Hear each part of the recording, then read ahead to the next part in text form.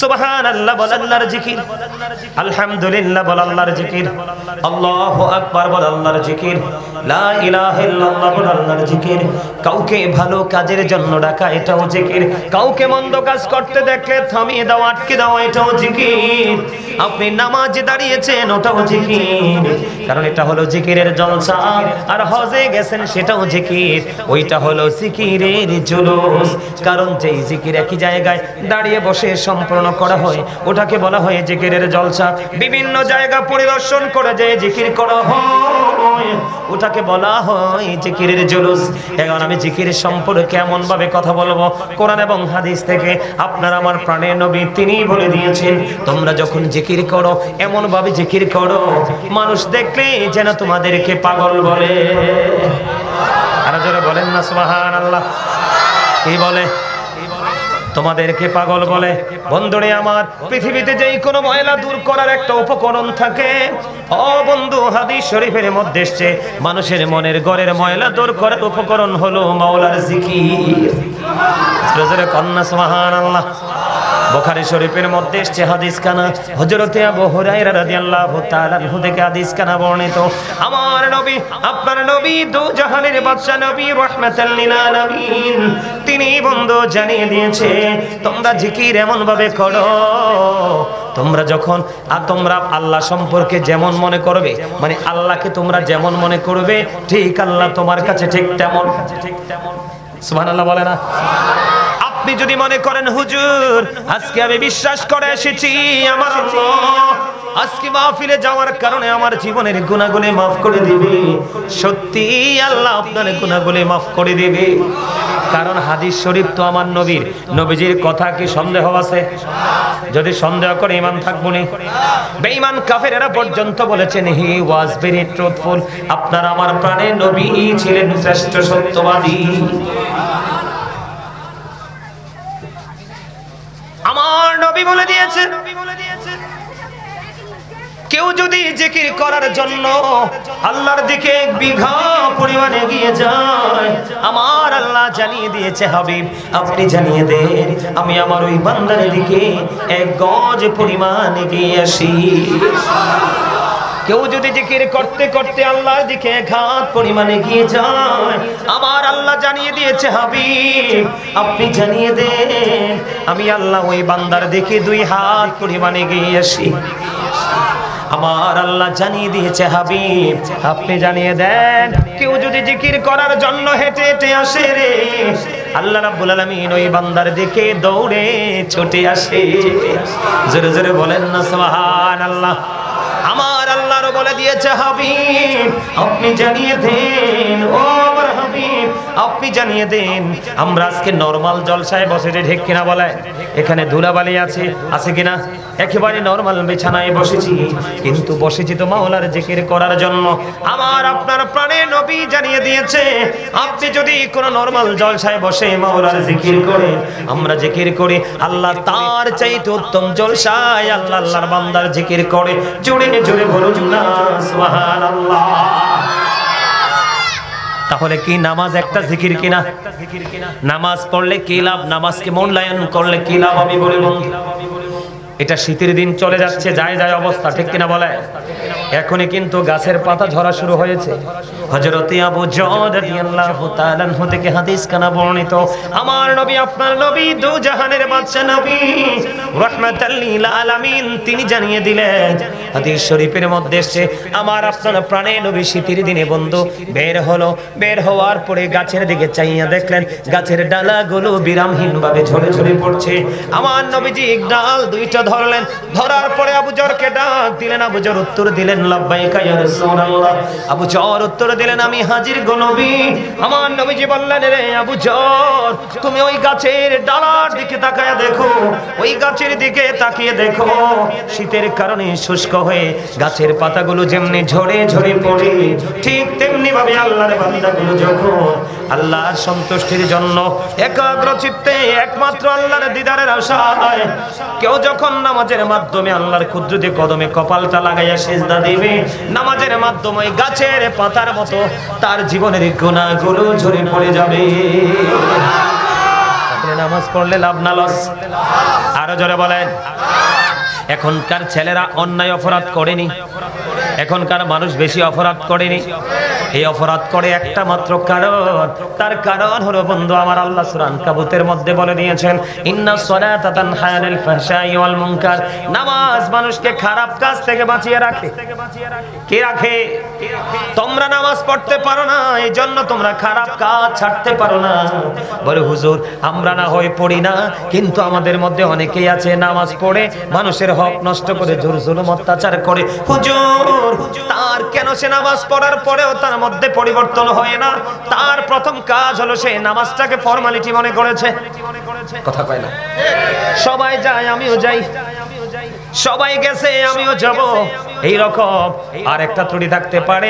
এখনকার ম্যাক্সিমাম লোকের নামাজ বাতিল হয়ে যাবে, তার পোশাকের পবিত্রতা নাই। ওমা কথা কয় না? আমি কি বল কথা কইনি? দলিল দিব তো আজকে, দলিল ছাড়া কথা বলবো না। এটা যদি হয়, এটা যদি না হয়, বলে হুজুর আমার তো এটা নাই, তাহলে আমি মনে করব আপনার পবিত্রতা নাই। কারণ হলো লা তুকবালু সালাতুম বিগাইরি তুহুর ওয়ালা সাদাকাতুম মিন গুলুল। পবিত্রতা ছাড়া ইবাদত কবুল হয় না, হালাল টাকা ছাড়া দান কবুল হয় না। তাহলে আপনাকে বুঝে নিতে হবে বন্ধু আপনার মধ্যে ত্রুটি আছে, এই জন্য আপনার নামাজ পড়ছেন ঠিকই, কিন্তু পরিপূর্ণ হেদায়েত পাচ্ছেন না। কথা বলেন না কেন? বলে হুজুর অপবিত্রতাটা কেমন হতে পারে? এখনকার ছেলেরা দেখবেন জিন্স প্যান্ট পরে, পড়ে কি পড়ে না? কথা বলে না কেন? আরে পড়েনি, কথা বলেন না। পড়ে কি না? আপনারা জোরে বলতে পারেন না? আপনারা কি জানেন এই পোশাকটা যে অভিশপ্ত? জানেন না? আজকে আমি জানাবো, জানবেন।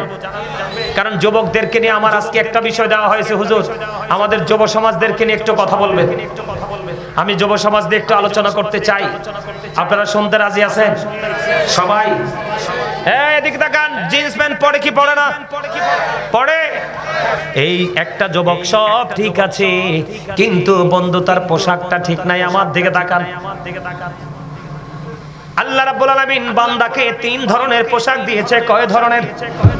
কথা বলে না, কয় ধরনের? আল্লাহ রাব্বুল আলামিন বান্দাকে 3 ধরনের পোশাক দিয়েছে। এর মধ্যে এক ধরনের পোশাক হলো লজ্জাস্থান ঢাকার পোশাক, আর একটা হলো সাজ সজ্জার সুন্দর পোশাক, আর একটা হলো তাকওয়ার পোশাক। আল্লাহ বলেছেন লিবাসুত তাকওয়া যালিকা খায়র। আল্লাহর কাছে সবচেয়ে উত্তম পোশাক হলো তাকওয়ার পোশাক।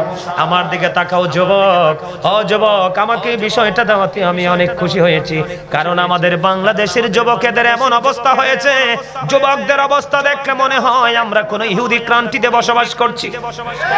কথা বলে না কেন? আমার কাছে মনে হয় কোন বেঈমানের দেশে আমরা বিচরণ করছি, অথচ আমরা মুসলমান। আমাদের মুসলমানিত্ব কেমন করে ধ্বংস করছি। আমার দিকে তাকান। আমি আপনাদেরকে বলে দয়া করে কথা বলবেন না। একটা কারণ বন্ধু, এই যে তাকওয়ার পোশাক কোনটা বলা হয়, লুঙ্গি বলেন, প্যান্ট বলেন, পায়জামা বলেন, ট্রাউজার বলেন, জিন্স প্যান্ট বলেন, যেটাই বলেন, বলে হুজুর আপনি জিন্স প্যান্টটাকে কেন মেইন করে কথাটা বললেন? এটা বলার কারণ হলো আমার দিকে তাকান। আমার রাসূল, আমার আল্লাহ বলে দিয়েছে নারীর যেমন পর্দা ফরজ, পুরুষেরও তেমন পর্দা ফরজ। পুরুষের পর্দাটা কোথায়? আমার দিকে তাকান। এই পর্দা যদি ঠিক রেখে তুমি নামাজ পড়তে পারো, তাহলে তোমার নামাজ আল্লাহর দরবারে পৌঁছাবে। কারণ নামাজ কবুল হওয়ার জন্য শর্ত শারীরিক পবিত্রতা, মানসিক পবিত্রতা, পোশাকের পবিত্রতা, বড় হলো বন্ধু একনিষ্ঠতা। বুঝেন নাই? নামাজে দাঁড়াইলে মরিচ খেতে চিন্তা করা যাবে না, ব্যবসায় লস হবে সেই চিন্তা করা যাবে না, নামাজে দাঁড়ালে পৃথিবীর কোনো চিন্তা করা যাবে না। কারণ আমার আল্লাহ সূরা আল ইমরানের 185 নম্বর আয়াতের শেষ অংশে বলে দিয়েছেন ওয়ামাল হায়াতুদ দুনিয়া ইল্লা মাতাউল গুরুর। এই দুনিয়ার জীবনে, এই পৃথিবীর জীবনে, এই দুনিয়ার হায়াত একটা ধোঁকা, একটা প্রতারণা। আপনি নামাজে যদি দাঁড়িয়ে পৃথিবীর চিন্তা আপনার মধ্যে কনফিডেন্সে ঢুকিয়ে দেন, আপনাকে মনে করতে হবে আপনি প্রতারণার মধ্যে পড়ে গেছেন। এই নামাজ দিয়ে আপনার কোনো ফায়দা হবে না, এবং আপনি কয় রাকাত নামাজ পড়েছেন, কয় রাকাত বাকি আছে সেটাও আপনার মনে থাকবে না। আমার কথা কয় না? আপনাদেরকে না বলছি, আপনারা জবান দিছে আল্লাহ জিকির করার জন্য, ঠিকটা বলেন না কেন? হাকে হা বলা, না কে না বলা, এটাও জিকির। খেয়াল করেন, আমার লম্বা আকারে ছোট্ট ছোট্ট করে ওয়াজটা করবে। এদিক তাকান, এদিক দিয়া বন্ধু, এদিক দিয়া থাকবে উপর দিয়ে নাভি বরাবর পুরুষের পোশাক, কি বরাবর? নাভি বরাবর, অথবা নাভির উপরে, আর নিচের দিক দিয়ে রাখতে হবে বন্ধু টাকনোর উপরে। এটা হলো পুরুষের পর্দা। এইভাবে পোশাক পরা পুরুষের জন্য ফরজ, ইমানদার বেঈমান কাফেরের জন্য নয়। কারণ আল্লাহ বলেছেন উইদ্দাত লিল কাফিরিন, বেঈমান কাফেরদের জন্য বরাদ্দ হলো জাহান্নাম। আল্লাহ যুবক, তোমরা বেঈমানকে ফলো করে করে পথ চলছো, তোমাদের ঠিকানা জাহান্নাম ছাড়ার কিছুই নয়। কারণ আমার নবীজি বলে দিয়েছেন, তুমি পৃথিবীতে যাকে ভালোবাসবা তার সাথেই তোমার হাসর হবে। তুমি তো বেঈমানকে ভালোবাসছো, কারণ তোমার চুল কাটার স্টাইল বেঈমানদের স্টাইল, তোমার পথ চলার স্টাইল বেঈমানদের স্টাইল। আপনি বলেন চাচা, এখনকার ছেলেরা সালাম দেনি? ছেলেরা সালাম দেয় না, গাঁটটা মোটা করে দাঁড়ায় থাকে, মুরব্বীরা সালাম দিবে, কথা বলে না। এটা কার? এটা কার? এই সংস্কৃতি হচ্ছে বেঈমান কাফেরদের। আল্লাহ মুসলমান তোমাদেরকে বলে যাই, তোমরা ঢাকার মানুষ, মনে রাখবা ইসলাম আগে ধ্বংস হবে প্রত্যেকটা শহর থেকে, কথা কয় না? ইসলাম আগে ধ্বংস হবে প্রত্যেকটা সিটি থেকে। কারণ মানুষের মধ্যে যত প্রাচুর্য বেড়ে যাবে, মানুষ তত ইসলাম থেকে দূরে যাবে। আর ইসলাম থেকে দূরে যাওয়া মানে ইসলাম গরিব হওয়া, আর ইসলাম গরিব হইলে তুমি হয়ে যাবে একবারে রাস্তার ফকির, কথা বলে না? ফকির বলতে তুমি দুনিয়াও পাবে না, আখিরাতও পাবে না। আমি যেটা বলতে চেয়েছিলাম, আল্লাহ রাব্বুল আলামিন বলেছেন ইন্নাল কাফিরিনা কানু লাকুম আদুওয়াম মুবিনা। আল্লাহ বলেছেন the heretics are the eternal enemy of the believers. Allah রাব্বুল আলামিন বলে দিয়েছে ঈমানদারদের প্রকাশ্য শত্রু হলো বেঈমান কাফেরেরা। জোরে জোরে বলুন না নাউজুবিল্লাহ। মুরব্বীরা না, যুবকরা ভালো, আমার কথা কি তোমাদের কাছে ভালো লাগে? যুবকরা, কোন যুবকের কাছে আমার কথা ভালো লাগে? হাত তুলে দেখাও। আল্লাহু আকবার, ইয়া রাসূলুল্লাহ। যুবকদের কাছে ভালো লাগে? যাদের কাছে ভালো লাগে তোমাদের জন্য গুড নিউজ, আর যাদের কাছে ভালো লাগে না তাদের কপাল পোড়া। কারণ আমার নবীজি বলেছেন আল হাক্কু মুররুন, হক কথা তিতা। কি?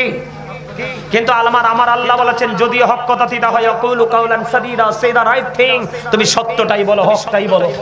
সুবহানাল্লাহ বলেন আর জোরে। এই যুবক, তোমরা যদি আজকে যদি এই আলোচনা থেকে নিজেদের লাইফটাকে, নিজেদের মানসিকতাকে চেঞ্জ করে আগামী দিন নতুন করে পথ চলার শিক্ষা তোমরা অর্জন করতে পারো, তোমাদের জন্য গুড নিউজ হলো আমার রাসূল বলেছে আল হাসান ওয়াল হুসাইন সাইয়্যিদু শাবাবি আহলিল জান্নাহ। আমার রাসূল বলেছে Imam Hasan and Husain are the leader of younger people in Jannah. তোমরা যদি আজকে নিজেদেরকে আগামী দিন থেকে পরিবর্তন করে যদি তোমরা ইসলামী রঙে রঙিন হয়ে জীবন চালাতে পারো, পথ চলতে পারো, আমার নবীজি বলে দিয়েছে তোমাদের জান্নাতে লিডার হবে ইমাম হাসান হুসাইন। তার মানে এতে বোঝা যায় তোমাদের জান্নাত নিশ্চিত। নবীজি যেহেতু বলেছে নবীর কলিজার টুকরা জান্নাতে তোমাদেরকে রিসিভ করবে, লিডার হবে, তাহলে এতে জান্নাত নিশ্চিত বোঝা যায় কিনা? তোমরা মনে রাখবে, দুর্বল ইমানদারের চাইতে আল্লাহর কাছে শক্তিশালী ইমানদার অনেক প্রিয়। সুবহানাল্লাহ। আর যৌবন কালের জিবরাইল বলছে আমি বৃষ্টির ফোঁটা গণতে পারি, কিন্তু যৌবন কালের আমল গণতে পারি না। এটা এত স্পিড, এত পাওয়ার। জোরে কোন সুবহানাল্লাহ। তাহলে কি?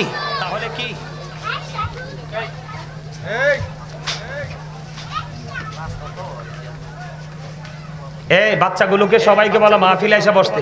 আমার কিছু লাগবে না দাদা ভাই, লাগবে না, আমার কিছু লাগে না, লাগবে না, কিছু লাগবে না। আমি খুশি হব আপনারা আমার মন দিয়ে আলোচনাগুলো শুনবেন।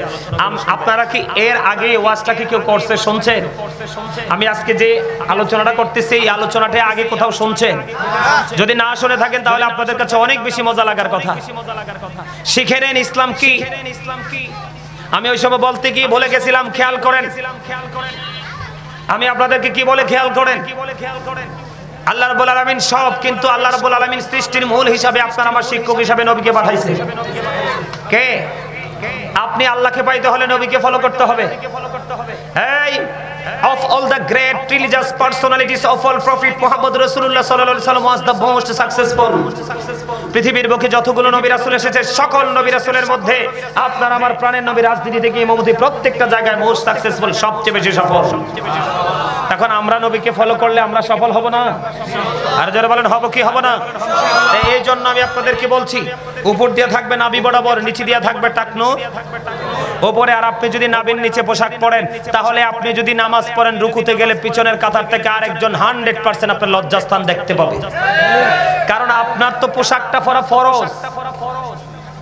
কি করা ফরজ, কিন্তু আপনি কি করলেন? আপনার লজ্জাস্থানটা ওপেনিং করে দিলেন। তার মানে আপনি পোশাক পরার পরে লজ্জাস্থান ঢাকতে পারেন নাই, আপনার নামাজও হবে না এবং আপনি ইমানদার হতে পারেন নাই, কারণ যার লজ্জা নাই তার ইমানও। এফেক্টটা কোথায় আসে দেখছেন, খেয়াল করছেন? আরেকটা দুঃখজনক হলেও লজ্জাজনক হলেও সত্য কথা হলো, আপনার লজ্জাস্থান, আমিও প্রায় সময় দেখি জিন্স প্যান্ট পরে যারা হাঁটে, শর্ট শার্ট শর্ট গেঞ্জি পরে, তাদের সামনে পিছনে লজ্জাস্থান দেখা যায় কি যায় না? কথা বলেন, যায় কি যায় না? আপনি কত বড় অপরাধী আপনি জানেন না। আপনার এই লজ্জাস্থানটা দেখায় রাখছেন, আরেকজনে দেখছে, তার চোখের জিনা হয়ে গেছে। চোখের জিনা হলো নোংরা জিনিস দেখা। কি তাইলে আপনি কি করলেন? কত বড় অপরাধী, খেয়াল করছেন? আপনি নিজে অপরাধী এবং অন্যজনকে অপরাধের জন্য উৎসাহ জুগিয়ে দিচ্ছেন। এই আমার দিকে তাকানো বন্ধ। আমার এই ওয়াজের মধ্যে বন্ধু তিনটা জিনিস পরিষ্কার হবে। কয়টা? একটা হলো যুব সমাজ ধ্বংসের যে নমুনা। কথা কইেন না, এমনি বসেন কেন? সুন্দর করে বল, সুন্দর করে বল। এটা জান্নাতের বাগান। ফেরেশতারা সিসি ক্যামেরা দিয়ে সব রেকর্ড করতেছে।